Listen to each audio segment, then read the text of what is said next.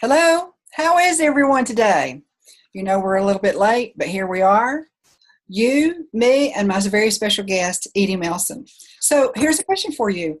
Can writers really get started at their career at a Christian Writers Conference? Can that actually happen?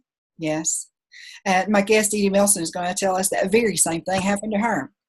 I'm Patricia Durgin, the Christian Message Coach, and this is Marketers on a Mission, the live show for every Christian with a message to market. There are lots of moving pieces to online marketing. We help you master them all, one at a time. So have you ever attended the Ridgecrest Conference Center in North Carolina? Ever had a reason to visit it? I have when I attended this very conference that Edie and I are going to be speaking about. Hello, Edie. Hey! Thanks so much for joining me today. I am really excited to be here. We're rocking and rolling. You are an author, a blogger. I've got to have a list here. You're an author, a blogger, a speaker, a writing instructor, and, among other hats, also the director of the Blue Ridge Mountains Christian Writers Conference that begins this Sunday, May the 20th at 4 p.m. at the Ridgecrest Conference Center in North Carolina. That's a mouthful. It definitely is. I'm so glad that you were able to be here with us. What I'd like to do, if it's all right with you, is I would like to begin talking about your books first and your ministry, and then we'll get right into not only the upcoming conference, but you gave me some hints about two other special events coming up. I want to discuss those too. Is that all right? That's perfect. Great. You've written 9 books so far and either co-written or contributed to 7 others. Have I got that right? Yep, you sure do. And your recent, well, it's not actually released yet, but it's literally right around the corner. Maiden of Iron. That's your most recent work. Yes, and it actually released on May 2nd. Oh, May 2nd. Okay. Yes. Okay.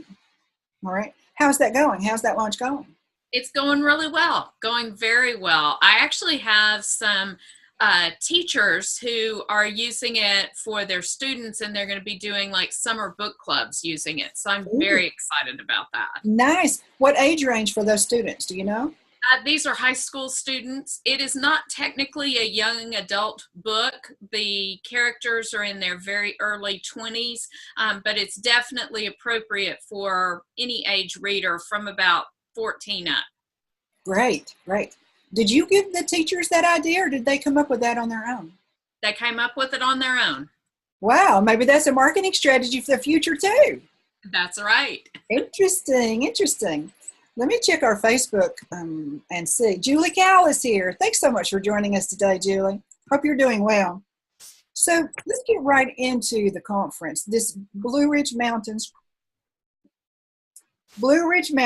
Christian Writers Conference. That's hard to write a check out. You'd you'd run out of room on your check. Yes. That's why our hashtag is just the first initial of each word. It's BRMCWC. Yes. And you also have a Facebook group that supports that conference, don't you? Yes, we do. I love that. If I'm understanding correctly, people can join when they register and during and after the conference as well. They don't have to wait until it's a past event to join the Facebook group. Is that right? No, the Facebook group, actually the conference supports the Facebook group. We see the conference as the culmination of a year-long hanging out situation. And so that gives us the opportunity to pour into writers all year long, answer questions, and just help them to grow as writers. And then that way they've gotten to know us, they've gotten to know each other. And so at the conference, it's more like a family reunion than a big scary place with 500 people. That is a perfect approach that I have not heard before. Yeah, That's that's our goal. We really wanted something that was a year-round event, a year-round community, and that was actually started by one of our previous directors, Alton Gansky. That was his vision, and we have just taken it and continued to run with it. That's really brilliant. I think there are a lot more people, businesses and ministries would benefit from using that viewpoint. Builds everything up, and then we have the big meeting. But as you said, by then everybody knows everybody, and it's much more comfortable, especially for people who've never gone to a writers' conference. It's been a long time since you and I have been to our first one, but it can be so intimidating, isn't it? It really can. That was actually when I was working with Alton, that was my brainchild. Is I really wanted a way to reach out to the people who were new, because I'm an extreme introvert, and I really wanted to help people not be so scared coming into a conference. And so he just really encouraged it, and then helped take it to the next level, and now we've just sort of exploded with it. Exploded, I think, is the right word. Good for you and for all the members. And the conference is an annual that we're talking about this very moment. The Blue Ridge Conference is an annual conference that's held. And this year, is it always at the end of May? Yes, it is. It's always the weekend after Mother's Day. The weekend after Mother's Day. So it actually starts this Sunday at 4 p.m. Yes. And it's over next Thursday after lunch. And I got that right? That is correct. And jam-packed all the way through. Yes, definitely. We have literally hundreds of individual classes, and then of course we record most of them, and every day there's a morning and an evening keynote that goes along with a large group session. We also have an awards night, we have genre night, we have book signings. It's just a lot of fun. It sounds wonderful. It just really does. Is there room to sleep? Yes, there is. There definitely is. 3 Some or 4 people hours. don't, but that's not my fault. True. Now, as I understand it, not only can people still register even now, even though we're talking about just a few days from now, they can actually walk in and register the day of the conference. Is that right? Yes, that is correct. I love that, because not all conferences offer that. And, our schedules are so wild and crazy, and we have our own doubts, and the enemy jumps on us, and life becomes crazy when we're trying to make a decision about following Christ to a different spiritual level, a higher commitment level. There's lots of reasons why people join at the last minute, isn't there? There really are. I've heard from a couple of people just today saying that they've had circumstances change and they're going to be coming for sure. So it's really exciting to see how God works things out at the last minute and kind of pushes us in the direction we need to go. And I also think it's important to mention that it's not just newcomers who face that spiritual warfare. No matter who you are, no matter what your level of knowledge, if you're a Christian trying to obey Christ and you're doing something exciting, going to the next level, going to a meeting, something important, what's going to happen? Everything. Well, the truth of the matter is that, Satan's ultimate target is Jesus Christ. Yes. The closer we're walking with Christ, then the more heavy the fire is around that point. Yes. He can't get Christ, but he tries to get the ones he loves, doesn't the enemy? Yeah. And then the Lord just works it out. Yes, he does.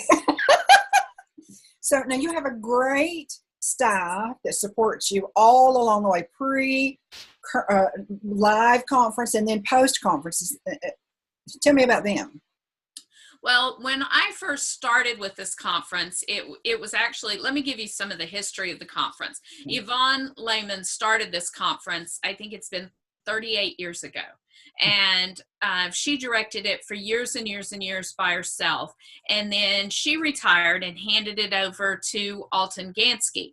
And he directed it for 1 year. And then he brought me on to help him. So I became his assistant, and then the assistant director, and then the co-director. And then he retired and passed it on to me. And I did it 1 year all by myself. And I will never do that again. So at the end of that year, I invited Diane Mills to join me as my co-director. So she and I are actually equal partners in this. And then we also have a conference assistant Vincent Davis, who also runs our blog site and does some other things for us as well. And then our conference manager is Alicia Morales. Our contest director is Eva Marie Everson, and so she oversees all three of our contests that we have in conjunction with this conference. And then we also have a videographer, and we have somebody for audio recordings, and then we have our conference chaplain, who is Linda Gilden. Well, that's quite a broad spectrum, isn't it? It is. So also you've got, let me go back to the audio. Do you sell the audio recordings after the conference, make those available to the public? No, we do not. We only sell the audio recordings during the conference to conferees. Because we feel like that if you paid for the conference, you should have access to the whole conference. But we also know that as faculty members that, you know, it's really kind of awful for me to keep your work and sell it to other folks and make a profit from it, or even support, you know, scholarships or anything like that. And so we just feel like for integrity's sake, we only offer it to those who have paid for the conference. That seems very wise and just a sound business decision right there. As a faculty member myself, I've had the reverse happen. I've delivered my best quality content, and then it went out the door, never to be seen again. And I didn't mind it. I knew that up front, so nobody was trying to trick me.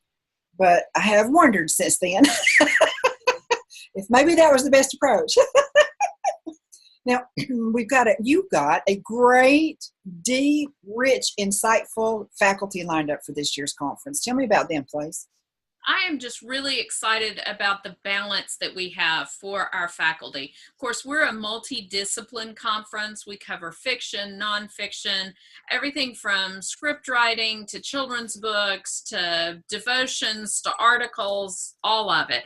And so we really feel like that we have been able to pick and choose from the cream of the crop. We get so many applications. We have about 6 applications per teaching spot at the conference. And so it's really difficult to choose each year. And we actually have a list of people that we rotate in and out regularly, but we've had to go to a 2 to 3 year rotation just to get everybody in, because there's so many, you know, wonderful people out there who teach amazing things. What a delightful problem. Yes. Until you have to tell somebody no, it's a delightful problem. Yes, that must be difficult. Now, as I understand it, Blue Ridge is the premier conference on the East Coast. Do you agree? Well, I know that we are very close to, if not the second largest Christian Writers Conference in the nation. The whole nation. It goes back and forth between us and another conference. So, but we are the largest one that is multidisciplined. There is another one larger, but they just stick with fiction. So, you know, we do consider and we do try to just do what we do with excellence. But I will tell you that we are not territorial. I really believe in the verse that says the harvest is plentiful and the workers are few. And so we make it a policy to train up our competition. We train up other conference directors. We train up other writers. We train up people to do exactly what we do, and we rejoice with the fact that they're doing it, because not everybody can come to the same conference every year. Yes. I also love that approach. It merges business practices, sound business practices, with ministry needs, and just a really beautiful symbiotic relationship there. I want to check the Facebook and see. We don't yet have any comments or questions, so we'll go back. Excuse me. Now, Blue Ridge has appointments with one-on-one appointments with faculty members, as well as critiques. And give me some information. I'm new. I've never been there before. I'm wondering, how do I make decisions? Who will I talk to? How will it go about? What's the process? Will you give me a rundown on that? Well, the paid critiques are something that you set up in advance. So it's a little bit late for paid critiques, because what you do with those is you pay a fee, and the faculty member that you choose to read your stuff actually reads it in advance and more in depth. A 15-minute appointment is something that every attendee gets. And what you do is you make this appointment with a faculty member, and the idea there is to do one of three things. Number one, to get insight or encouragement or direction on where you should go, either with a particular project or with your writing in general.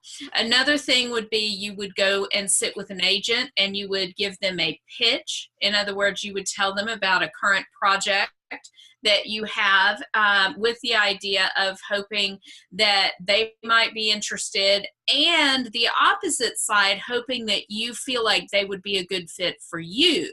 So it's a two-way street with an agent there. And so it's kind of a business meeting.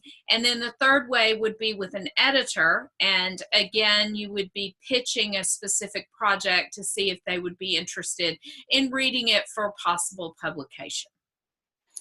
I love the breadth of offerings there.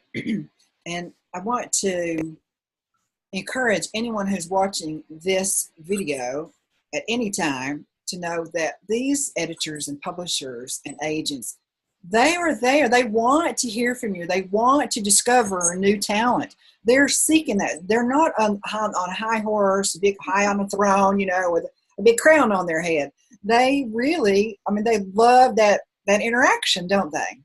They really do. We don't pay them enough for them just to come because it's a sweet time away. And they all are giving up valuable time when they could be working to come. And the reason they do that is because they're looking for new voices. And they're trying to be instruments to open the world to something new that God has to say through someone. And so, they are there to meet with attendees. And I just think it's wonderful to have this many people who want to give back to the publishing community and do this. Absolutely. Absolutely. And I thought it just went whoop, so it may come back. If it revisits us, we'll go with it. Oh yes, thank you, Lord. I wanted to mention that when we go to the conferences and we get these appointments, it left again. It was a fast one. I couldn't keep up with it. One other thing to mention is for anyone who is invited to participate, to send in a manuscript or any number of different ways that we can follow up when invited by a faculty member at a conference. Do it. People have a tendency not to do it, don't they? That we forget. We don't forget. We're intimidated. The enemy bothers us. Between 70 and 80% of the people who have requested material fail to send it in.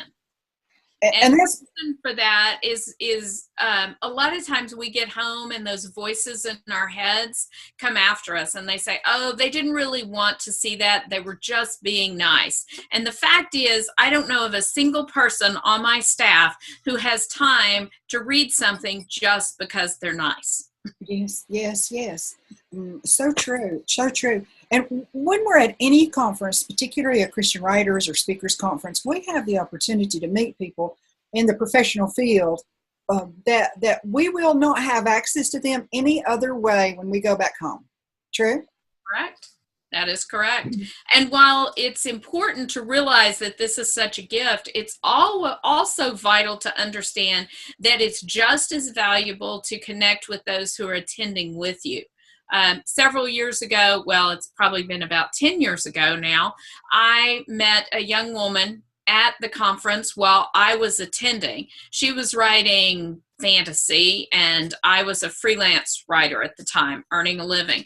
And she and I visited at lunch. We sat at the same table, and then we went on our way after exchanging business cards. And about 6 months later, she emailed me and said, I've had a change in circumstances. I want to get started as a freelance writer. I need to earn an income.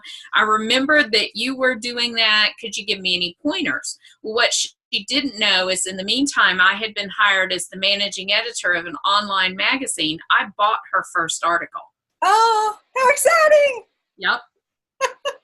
And you mentioned to me earlier that this conference is the one where you got your start. Absolutely. Absolutely. I pitched my very first article idea to Jesse Floria at Focus on the Family, and they bought it. So it was amazing. It was really what got me started in writing was coming to this conference and working up the courage to suggest an idea and having him say, yeah, I love it. Send it to me. And he bought it. Even though it's been a few years, do you still remember that feeling of validation and praise and anxiety? Yes, I absolutely could not believe it. It was amazing. It really was. The first step to change your life. How wonderful. How wonderful. Okay, let me check Facebook one more time. Cesar has joined us. Hello, Cesar. How are you doing? So glad to see you. Now, I believe you had 2 more projects that you wanted to mention to me today. One is also related to Christian running, and one is not. So what's going on with those? Well, the one that we started just this year in 2018 is Diane Mills and I both have a heart for helping writers connect with their readers. And that means marketing, social media, blogging, branding. And we realize that a writing conference is not always the best place to get the kind of in-depth help that you need, because you're there for other reasons as well. So it's one of the classes you take, but you don't have enough time. So we started an entire conference to help equip writers to connect with their readers, and it's called Mountainside Marketing. It takes place over Martin Luther King holiday weekend.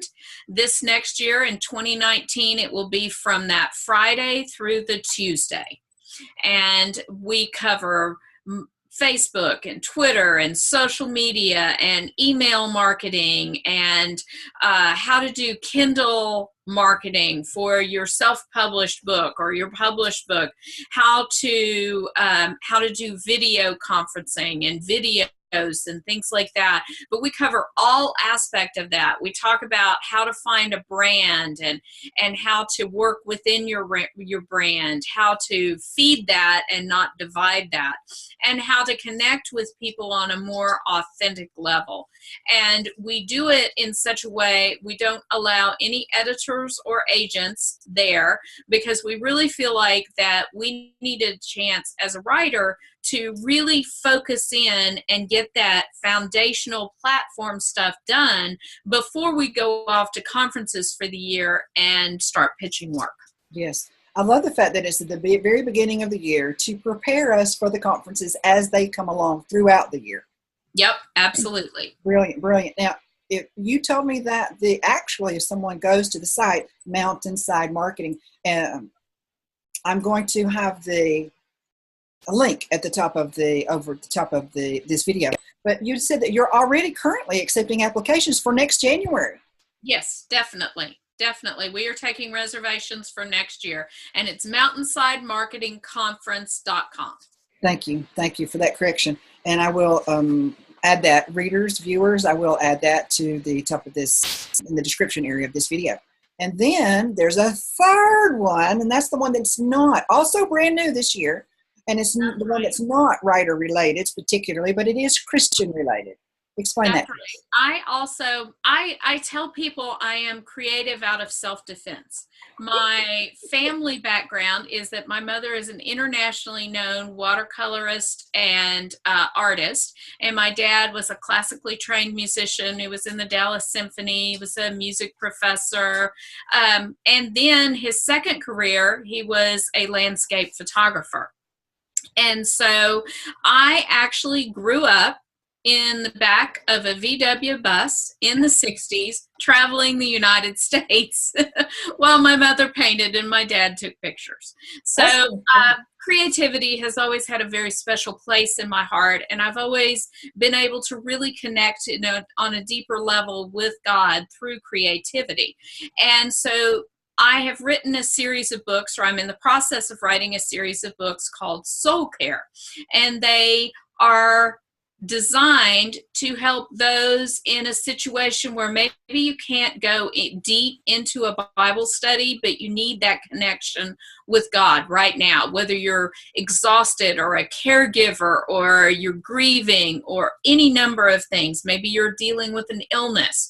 And so these little books are designed to help you forge that creative connection with God through these creative journaling exercises. So we have decided to start a conference called Soul Care, and it is basically a weekend away to play and reconnect with our creative Father.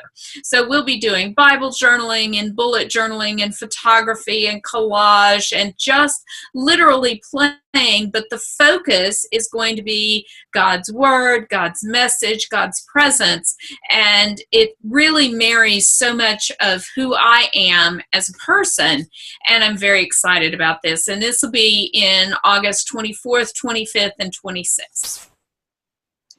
So I asked you earlier, and I'll ask you again. When do you sleep? Every night. I sleep every night. 2 or 3 hours at least? Yeah, at least. I'm one of those got to have 8 hours or I'm not functioning type girls. It sounds to me that soul care is similar to a spiritual retreat, but it has a purpose, a definite focus. Yep, it does. It definitely does. Rejuvenate body, soul, and mind. Yes. Absolutely. Mm-hmm. In our society right now, we value busyness. Yes. We weight it way too heavily. And so we need to once again rediscover the value of play, the value of rest, and the value of recreation. And so that's really what this is about. And so it's to help women reconnect with that creative side and kind of lose some of the guilt and understand that this is actually a gift from God. And so we need to exercise that gift and not just let it gather dust in the corner. Yes. Oh, absolutely. I'm hearing you describe a situation where, if the Lord allows, that participants can go there. They have been overwhelmed with life and ministry and so forth. But it's possible that they could go there and actually clear the air, so to speak, with the Holy Spirit's help and come away not only refreshed and have the Bible studies and so forth, but the journals, but also perhaps a new focus in their ministry or their business. Absolutely. Absolutely. Let me check Facebook one more time to see if anyone has anything to say. Not yet. All right. So, thank you so much for joining me, Miss Edie Melson. Absolutely. I'm glad to be here. Viewers, tomorrow, I appreciate you being here, always. Tomorrow is Q&A Friday, baby. We'll be right here at 3 p.m. Eastern Standard Time. Until then, I'm Patricia Durgin, the Christian Message Coach, and this is Marketers on a Mission for Christ. See you tomorrow.